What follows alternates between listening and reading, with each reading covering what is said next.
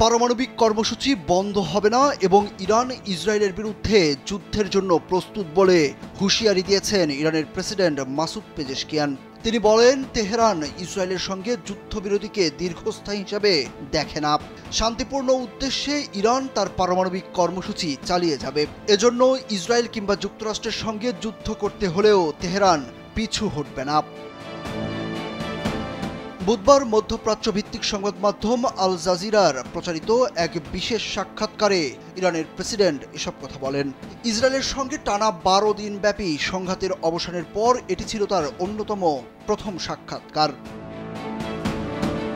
Masoud Pezeshkian আল জাজিরাকে বলেন, ইসরায়েলের যে কোনো নতুন সামরিক পদক্ষেপের মোকাবেলায় ইরান সম্পূর্ণ প্রস্তুত এবং সশস্ত্র বাহিনী আবারও ইসরায়েলের ভেতরে গভীরভাবে আঘাত হানার সক্ষমতা রাখে।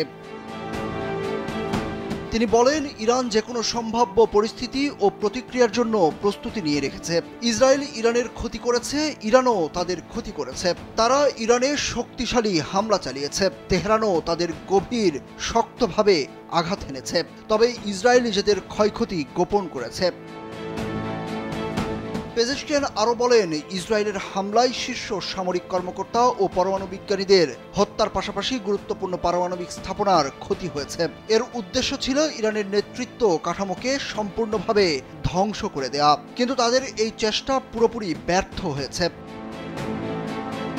আন্তর্জাতিক বিরোধিতা সত্ত্বেও ইরান তার ইউরেনিয়াম সমৃদ্ধকরণ কর্মসূচি অব্যাহত রাখবে উল্লেখ করে পেজেশকিয়ান বলেন, ইরানের পারমাণবিক সক্ষমতা উন্নয়নের এই কার্যক্রম আন্তর্জাতিক আইনের কাঠামোর মধ্যেই পরিচালিত হবে।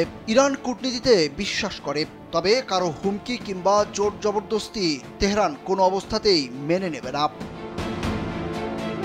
সুরুজ আহমেদ, কালবেলা।